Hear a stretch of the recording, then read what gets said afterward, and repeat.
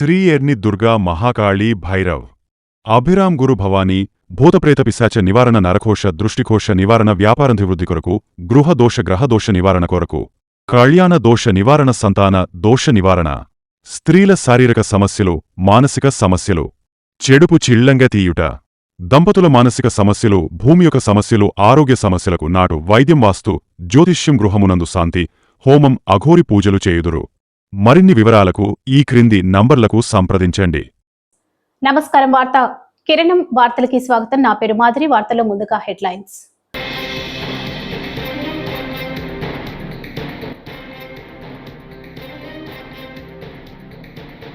నన్ను నేను తెలుసుకోవడం కన్నా పెద్ద విద్య ఏముంటుంది? నందమూరి బాలకృష్ణ.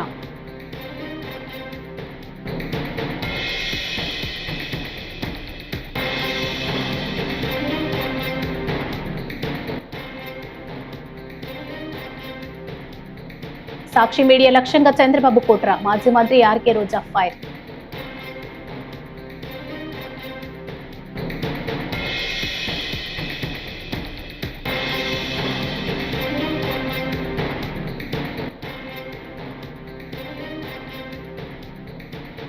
అమరావతి మహిళలకు భారతిరెడ్డి జగన్ క్షమాపణ చెప్పాలి. వైఎస్ షర్మిల.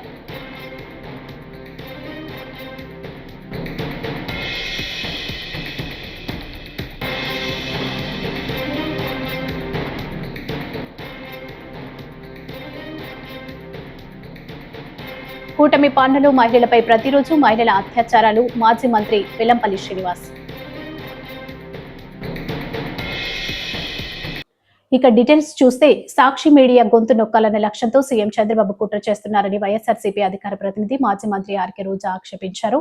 ఆ దిశలోని వ్యూహాత్మకంగానే సాక్షి కార్యాలయంపై దాడులు చేయడంతో పాటు సీనియర్ జర్నలిస్టు కొమ్మినేని శ్రీనివాసరావుపై తప్పుడు కేసులు బనాయించి అరెస్ట్ చేశారని చిత్తూరు జిల్లా నగరిలో మీడియాతో మాట్లాడిన ఆర్కే రోజా స్పష్టం చేశారు. ప్రజల్ని కాపాడాల్సిన బాధ్యత ఉంది, ముఖ్యంగా మహిళలకి రక్షణ కల్పించాల్సిన బాధ్యత ఉంది, అండ్ లా అండ్ ఆర్డర్ ని కంట్రోల్ చేయాల్సిన బాధ్యత ఉంది. కానీ ఈరోజు కూటమి ప్రభుత్వంలో ఉన్న పెద్దలే రౌడీల్లాగా ఈరోజు అరాచకాలు సృష్టిస్తూ, అల్లర్లు సృష్టిస్తూ, దాడులు చేస్తూ, అక్రమ కేసులు పెడుతూ, రెడ్ బుక్ రాజ్యాంగంతో రాష్ట్రాన్ని సర్వనాశనం చేస్తుండటం కళ్ళారా మనం అందరం కూడా చూస్తున్నాం. ఎంత దారుణం అంటే ఒక మహిళ హోంమంత్రిగా ఉండి కూడా మహిళలకి రక్షణ కల్పించలేని దౌర్భాగ్య స్థితిలో ఉంది అంటే సిగ్గుపడాలి. ఆ పదవికి రాజీనామా చేసి ఎవరైతే సక్రమంగా పనిచేయగలరో వాళ్ళని ఆ ప్లేస్ లో పెట్టించే విధంగా చూసుకోవాలి. కానీ జగన్ గారిని, భారతి మేడంని, మిగతా వైఎస్ఆర్సీపీ నాయకుల్ని తిట్టడానికే హోంమంత్రి పదవి ఇచ్చినట్టు ఆవిడ మాట్లాడుతున్న మాటలు చూస్తుంటే చాలా సిగ్గుచేటు. ఎందుకంటే మా నియోజకవర్గంలో కూడా ఒక చిన్న పాపని రేప్ చేసి చంపేసి పూర్తి చేస్తే దాన్ని మాయ చేయాలని ఎస్పీని అందరినీ ఇక్కడికి పంపించడం జరిగింది. గ్రామస్తులంతా తిరగబడితే ఆ రోజు మేమంతా కూడా వెళ్లిన సందర్భం మీరు చూశారు.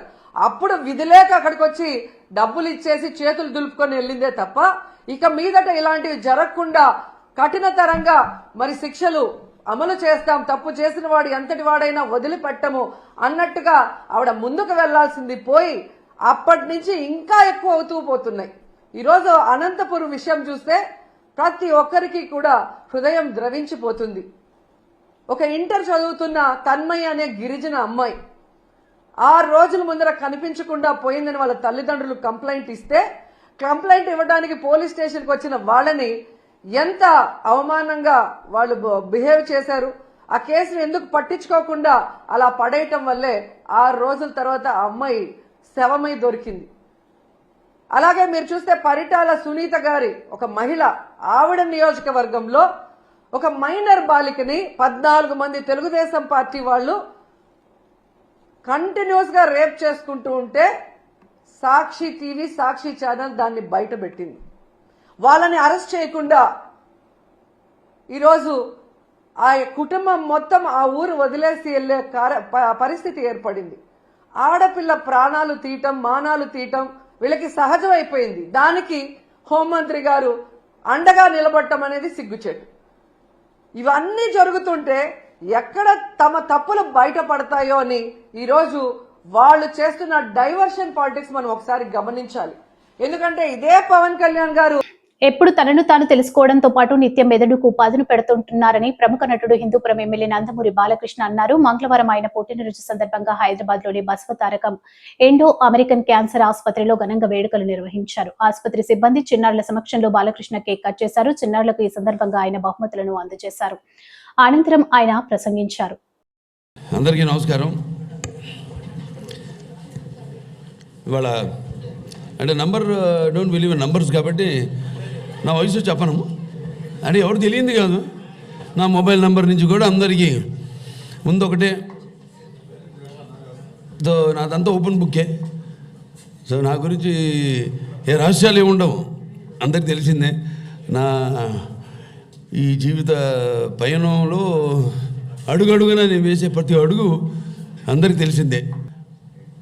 నేను ఒకసారి నాన్నగారు అడిగారు, ఏం చేస్తున్నావు అన్నారు. ఇంటర్మీడియట్ అయిన తర్వాత అని అప్పుడు దిగారు బండి. ఏం లేదన్నా, ఇంకేం ఆలోచించలేదన్నా. మెడిసిన్ ఎంట్రన్స్ రాసావా అన్నారు. మెడిసినా? చిన్నప్పటి నుంచి ఈయనే కదా నన్ను ఎంకరేజ్ చేసింది. అందరితో మా బాలా హీరో అవుతాడు అది అని. మరి మెడిసిన్ అంటారేంటి నాకు అర్థం కాలే కాసేపు. సరే ఇంత పెద్ద గైడు అంటే అప్లై చేయమన్నారు. అప్లై చేశా. ఏ రోజైతే ఎగ్జామ్ ఉందో ఆ రోజు పొద్దున్న వరకు హాల్ టికెట్ రాలా, పోస్ట్ పోన్ రాలా, ఇంకా రాదని కరెక్ట్గా వచ్చాడు.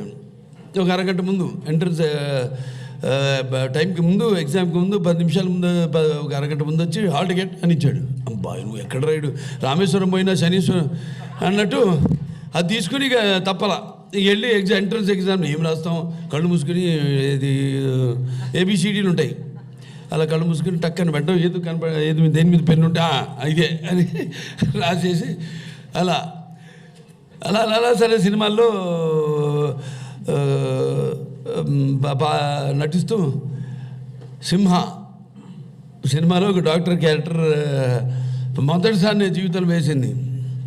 అనుకోకుండా అప్పుడే మన హాస్పిటల్కి నేను చైర్మన్ అవ్వడం జరిగింది, మేనేజింగ్ ట్రస్టీ అవ్వడం జరిగింది. 65వ సంవత్సరంలో ఈరోజు అడిగిండాను. మరి 64 సంవత్సరంలో నాకు ఈ పద్మవిభూషణ్ రావడం, అలాగే నేను ఇండస్ట్రీలో 50 సంవత్సరాలు పూర్తి చేసుకోవడం హీరోగా ప్రపంచంలో ఎవరు లేరు. ఆ ఘనత నాకు దక్కింది.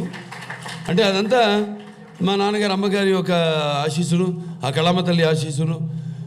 ఈ సందర్భంగా మరి నాకు ఒక ఇంగ్లీష్లో ఒకటి చదువుతుంటే problem, they was important job to be done, everyone was sure somebody one do it, anybody could have done it but nobody did it. Somebody got angry because it was everybody's job, and everybody was sure that somebody will do it. But nobody realized that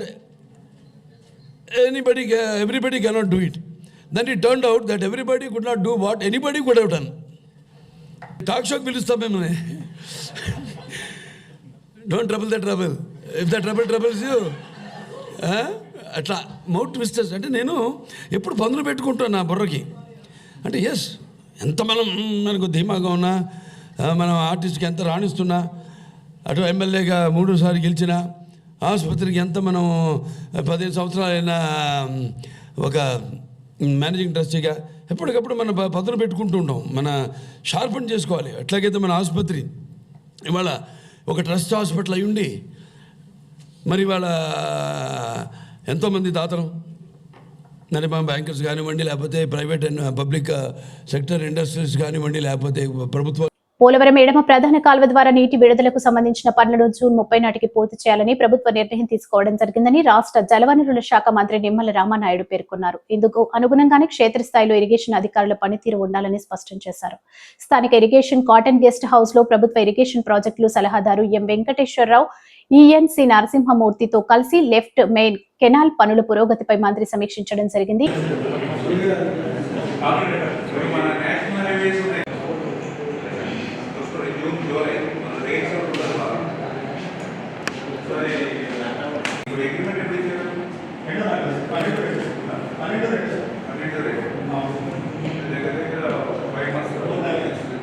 మరి ఈరోజు ఏదైతే వాళ్ళ కరపత్రిక, అవినీతి పత్రిక నిన్న ఈరోజు చెప్తూ ఉన్నారు, ఏదైతే డయాఫ్రమ్ వాళ్ళకి సంబంధించి ఏదైతే 1.5 మీటర్స్ మందం ఉంటే అది 0.9 మీటర్స్ చేస్తూ ఉన్నారు. ఇది ప్రమాదం, భద్రత అని చెప్పి వాళ్ళు అసత్యాల అబద్ధాలు ఏదైతే చెప్తూ ఉన్నారో, మరి ఏదైతే ఈరోజు చాలా క్లియర్గా ఆ పోలవరం డయాఫ్రమ్ వాళ్ళకి సంబంధించి మరి ఏదైతే ప్యానెల్స్, ఆ ప్యానెల్స్ ఒకటి 2 మీటర్స్ ప్యానెల్ ఉంటుంది, ఒకటి 2.8 మీటర్స్ ప్యానెల్ ఉంటుంది, ఒకటి 7 మీటర్స్ ప్యానెల్ ఉంటుంది. అంటే ఆ రకంగా అక్కడక్కడ లోతును బట్టి అంటే 100 మీటర్స్ వెళ్ళే చోట 2.8 మీటర్స్ ప్యానెల్ పోతూ ఉంది. అదేవిధంగా ఒక 30-40 మీటర్స్ లోతు తక్కువ ఉన్న కాడ 7 మీటర్స్ ప్యానెల్ వేస్తారు. ఆ రెండింటికి మధ్యలో అవసరమైన చోట 2 మీటర్స్ ప్యానెల్ వేసి ఆ రకంగా పొడవు కలిగినటువంటి ప్యానెల్స్ డయాఫ్రమ్ వాళ్ళు వాడతారు. ఇది నెంబర్ 1. రెండవది ఏదైతే మందం ఏదైతే ఉందో ఖచ్చితంగా ప్రతి ప్యానెల్లో కూడా 1.5 మీటర్స్కే దాని మందం కూడా ఖచ్చితంగా ఉండి తీరుతుంది. అయితే ఏదైతే ఆ ప్యానెల్ వేసేటప్పుడు డైరెక్ట్గా మనం 1.5 మీటర్స్ మందంతో వేసేటువంటి ఆ డయాఫ్రమ్ వాళ్ళకి సంబంధించి మరి 100 మీటర్స్ మరి డెప్త్ ఉన్నప్పుడు ఏదైతే ఒక ప్యానెల్ మరి ఏదైతే డౌన్స్లోకి కిందకి వెళ్ళేటప్పుడు చాలా క్లియర్గా మరి 100 మీటర్స్ లోతు అంటే నిక్కర్చిగా ఆ ట్రెంచ్లోకి వెళ్తున్నప్పుడు ఆ వెర్టికాలిటీ అంటే ఆ నిలువుతనం ఎక్కడైనా 0.3, ఎందుకంటే 100 మీటర్లు అంటే దగ్గర 300 అడుగు పైన పోతూ ఉంది. అంచేత ఏంటంటే అది 1.5 మందంతో వెళ్తూ 100 మీటర్స్ డెప్త్కి వెళ్ళేటప్పటికి ఎక్కడైనా సరే 0.3 ఎక్కడైనా చిన్న క్రాస్ వచ్చేటువంటి అవకాశం ఉంటుంది. ఇది ఈరోజు కాదు, అది డిజైన్స్లోనే అప్రూవల్ అయింది. ఏదైతే 100 మీటర్ల డెప్త్కి మనకు కిందకి పంపించేటప్పుడు ఆ వాలు ఎక్కడైనా సరే అందులో కూడా పర్టికులర్గా రాక్ అంటే కింద రాక్ తగిలేంత వరకు కూడా డయాఫ్రమ్ వైల్ వెళ్తుంది. ఆ రాక్లో కూడా 2 మీటర్స్ డెప్త్కి వెళ్తుంది. ఆ రాక్లో పర్టికులర్గా వెళ్ళేటప్పుడు ఎక్కడైనా దాని వాలు ఒక 0.3 మీటర్స్ మారడానికి అవకాశం ఉంటుంది అని చెప్పి అది డిజైన్స్లోనే అప్రూవల్ అయింది. అంచేత ఒక ప్యానెల్ మనం దింపేటప్పుడు ఎక్కడైనా రేర్గా ఒక 0.3 మీటర్స్ డిఫరెన్స్ వస్తుంది. అదేవిధంగా దాని పక్కన వేరొక ప్యానెల్ని మనం దించేటప్పుడు అదొక 0.3 మీటర్స్ మరి వచ్చినప్పుడు రెండింటికి మధ్య గ్యాప్ 0.6 మీటర్స్ వస్తుంది. ఇది ఆల్రెడీ డిజైన్స్లో యాక్సెప్టెడ్. అందుకనే మనం ఇది 1.5 మీటర్స్ మందం తీసుకున్నాం. అదే 0.9 మీటర్స్ మందమే తీసుకుంటే అందులో మళ్ళీ 6 పోతే ఇంకా 3 మిగులుతుంది. అమరావతి మహిళలను కించపరిచేలా సాక్షి ఛానల్లో చర్చలు దారుణమని ఏపీ కాంగ్రెస్ అధ్యక్షురాలు వైఎస్ షర్మిల అన్నారు. అమరావతి మహిళలకు సాక్షి టీవీ చైర్పర్సన్ భారతిరెడ్డి క్షమాపణ చెప్పాలని డిమాండ్ చేశారు. సోమవారం సాయంత్రం ఆమె చిత్తూరులో మీడియాతో మాట్లాడారు. రాజధానికి వ్యతిరేకంగా సాక్షి ఛానల్లో మాట్లాడడం అవమానకరమని అన్నారు. ఈరోజు అమరావతి మన రాజధాని అన్నది వాస్తవం, అందరికీ గర్వకారణం. అలాంటిది గత 10 సంవత్సరాలుగా ఆంధ్ర రాష్ట్రానికి ఒక రాజధానియే లేకుండా పోయిన సమయంలో అమరావతి మన రాజధాని కట్టుకునే నిర్మించుకునే ఈ సమయంలో ఇలా అమరావతికి వ్యతిరేకంగా మాట్లాడిన ఏ మాట కూడా క్షమించరాని. అసలే ఒక రాజధాని లేకుండా బాధపడుతున్న ఆంధ్ర రాష్ట్రానికి ఇది మరో దెబ్బ లాంటిది. మరి అలాంటప్పుడు అమరావతి మనకంత ముఖ్యమైనప్పుడు, ఆంధ్ర రాష్ట్రానికి ఒక రాజధాని అంత ముఖ్యమైనప్పుడు ఇలాంటి వ్యాఖ్యలు చేయడాన్ని కాంగ్రెస్ పార్టీ ఖండిస్తుంది. ఒక పార్టీకి చెందిన ఒక మీడియా హౌస్, వైసీపీ పార్టీకి చెందిన సాక్షి మీడియా హౌస్ లోని ఒక యాంకరు, వాళ్ళు తీసుకున్న ఒక గెస్ట్ స్పీకరు ఎవరైనా ఖండించాల్సిన విషయమే. కాకపోతే నాకు ఇక్కడ అర్థం కాని విషయం ఏమిటి అంటే, ఇది ఇంత ముఖ్యమైన పొలిటికల్ అంశం అయినప్పుడు, అంతేకాదు ఒక సోషల్ ఇష్యూ, ఒక పొలిటికల్ ఇష్యూ అయినప్పుడు ఇంత పెద్ద విషయంలో ఒక పొరపాటు జరిగితే మరి ఒక పొలిటికల్ పార్టీ అయినా ఒక మీడియా హౌస్ అయినా క్షమాపణ చెప్పడము కామన్ డెకోరం. అలాంటిది మీడియా హౌసే ఒక పొలిటికల్ పార్టీకి చెందినప్పుడు ఆ మీడియా హౌస్ చేసిన కొన్ని వ్యాఖ్యల వల్ల కోట్ల మంది ప్రజలకు ఆవేదన కలిగినప్పుడు ఆ మీడియా హౌస్ అయినా ఆ పొలిటికల్ పార్టీ అయినా క్షమాపణ చెప్పాలి.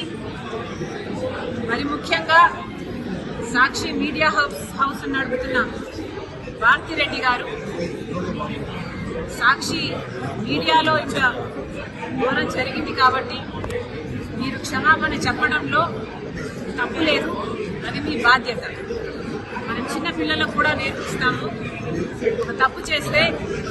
నంద్యాలలో ప్రముఖ నటుడు మంచు మనోజ్ సందడి చేశారు. సతీమణి మౌనికతో కలిసి మూల పెద్దమ్మ అమ్మవారి జాతరకు హాజరయ్యారు. అమ్మవారిని దర్శించుకుని ప్రత్యేక పూజలు చేశారు. వారిని చూసేందుకు భారీగా అభిమానులు తరలివచ్చారు. వారికి మనోజ్ దంపతులు ఆత్మీయంగా అభివాదం చేశారు.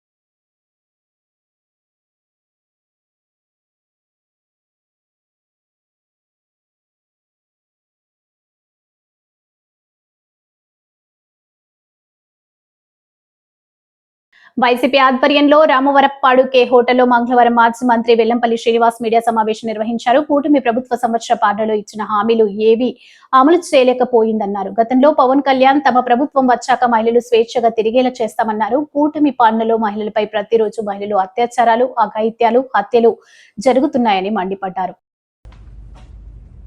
మహిళలు సుమారు ఎంతమంది ఆత్మహత్య చేసుకుంటారు, ఎంతమందిని చంపేస్తుంటారు, మహిళలు ఎంతమంది మిస్ అయిపోయి ఉంటారు. కనీసం మహిళల మీద వాటి మీద మాట్లాడిన హోమ్ మినిస్టర్ గారు విజయమ్మ గారి గురించి, భారతమ్మ గారి గురించి ఏం మాట్లాడుతున్నారండి? ఒక మహిళా హోమ్ మినిస్టర్ అయ్యండి ఏం మాట్లాడుతున్నారు? వాటి మీద చర్యలు ఉండవు. మాట్లాడిన వాటికి కొమ్మినేని శ్రీనివాస్ గారు 70 ఏళ్ల వయసున్న సీనియర్ జర్నలిస్ట్ ని ఏ విధంగా నిన్న తీసుకొచ్చారో మీరు చూశారు. కనీసం ఇంట్లో టాబ్లెట్ తీసుకుందామంటే కూడా లోపల పంపించిన పరిస్థితి లేదు. ఇంట్లోకి టాబ్లెట్ తీసుకుందామన్నా, బట్టలు తీసుకుందామన్నా కూడా నిర్దాక్షంగా గేటు బయటే ఆపేసి ఏ విధంగా ఒక క్రిమినల్ ముద్దాయిని ఏ విధంగా ట్రీట్ చేస్తారో, ఏ విధంగా కనీసం ప్రొసీజర్ పాటించకుండా పోలీసు వ్యవస్థ ఏ విధంగా చేస్తుందో మీరు చూశారు. అంటే వీటన్నిటిని చూసి సాక్షి మీడియా భయపడుతుందని చెప్పని, వైఎస్ఆర్సీపీ శ్రేణులు భయపడతారని చెప్పి అనుకుంటారు. మీరేమన్నా ఎవ్వరు కూడా భయపడే పరిస్థితి కాదు. ప్రజల కోసం ఎంతవరకైనా వెళ్లే పార్టీ వైఎస్ఆర్సీపీ పార్టీ. ప్రజల గొంతుకి వినిపించడానికి ఎంత దూరమైన ఛానల్, సాక్షి ఛానల్ కావచ్చు, సాక్షి పేపర్ కావచ్చు, ఇవన్నీ కూడా తప్పకుండా ప్రజల పక్షాన్ని నిలబడతారు. మీరు ఎన్ని కిరాచకాలు, ఆచకాలు, ఎన్ని ఇబ్బందులు పెట్టినా కానివ్వండి. నేను కుటుంబ ప్రభుత్వం ఒకటే కోరుకుంటాను, మీకు పరిపాలన ఇచ్చింది దీనికోసమా? దాడులు చేయమని చెప్పా? ఈ మానభంగాలు చేస్తున్నా, అత్యాచారాలు చేస్తున్నా పట్టించుకున్న పరిస్థితి లేదా? ఎక్కడ పోతుంది ఈ పరిపాలన అసలుకి? ఏమైపోతుంది పరిపాలన అసలుకి? ప్రతిరోజు కూడా కేవలం కక్ష సాధింపు, ప్రశ్నించే ప్రతి గొంతును కూడా అరెస్ట్ చేయాలని చెప్పని ప్రయత్నం చేయడం తప్ప ఈ కూటమి ప్రభుత్వం పరిపాలన పూర్తిగా కూడా విఫలమైపోయిందని చెప్పని మీ అందరికీ కూడా తెలియపరుచుకుంటున్నాం. తప్పుడు కేసులు ఆపాలి. నిన్న కొవ్వూరు ప్రభుత్వ ఆసుపత్రిలో అన్ని వైద్య సేవలు నిరంతరం అందుబాటులో ఉండాలని, లేకుంటే సంబంధిత అధికారులను ప్రశ్నిస్తామని తూర్పు గోదావరి జిల్లా బీజేపీ అధ్యక్షుడు పిక్కి నాగేంద్ర మంగళవారం అన్నారు.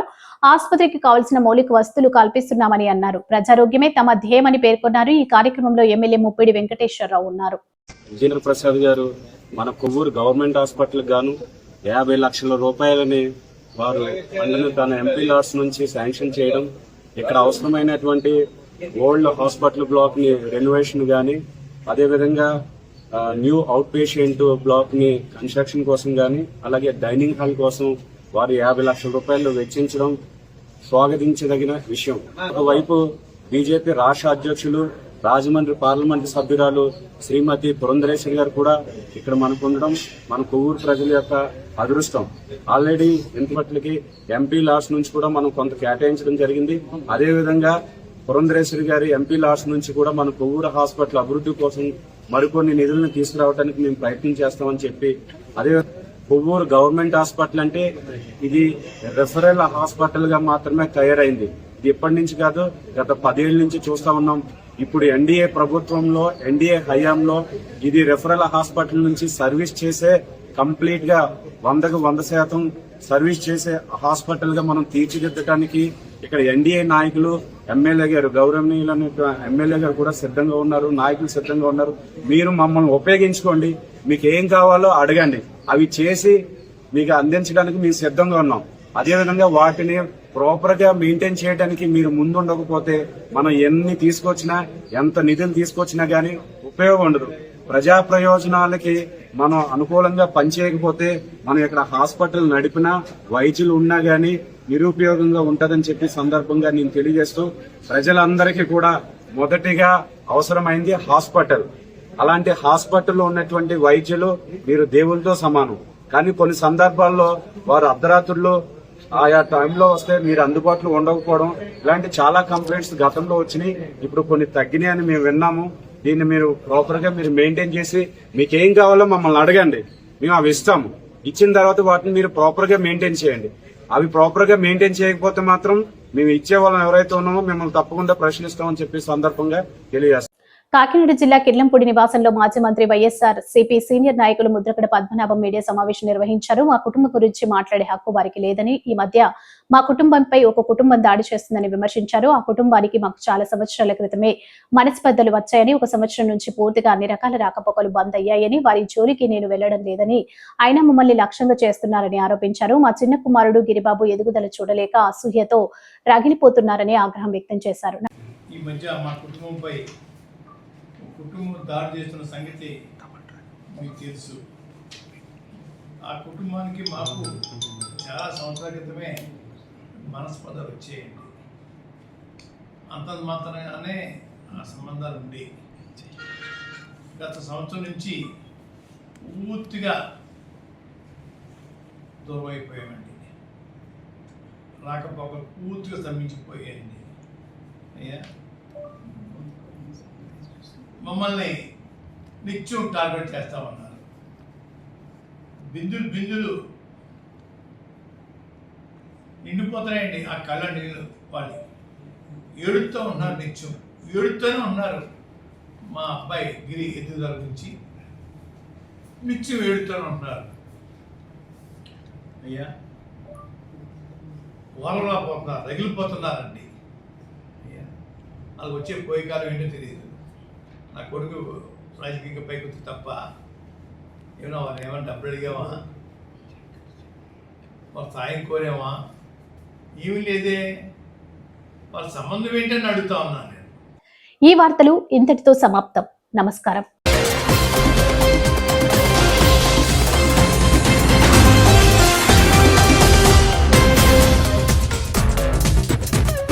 శ్రీ ఎర్ని దుర్గా మహాకాళి భైరవ్ అభిరామ్ గురు భవానీ భూతప్రేత పిశాచ నివారణ నరకోశ దృష్టికోశ నివారణ వ్యాపారాభివృద్ధి కొరకు గృహదోష గ్రహదోష నివారణ కొరకు కళ్యాణ దోష నివారణ సంతాన దోష నివారణ స్త్రీల శారీరక సమస్యలు మానసిక సమస్యలు చెడుపు చిళ్లంగా తీయుట దంపతుల మానసిక సమస్యలు భూమి యొక్క సమస్యలు ఆరోగ్య సమస్యలకు నాటు వైద్యం వాస్తు జ్యోతిష్యం గృహమునందు శాంతి హోమం అఘోరి పూజలు చేయుదురు మరిన్ని వివరాలకు ఈ క్రింది నంబర్లకు సంప్రదించండి.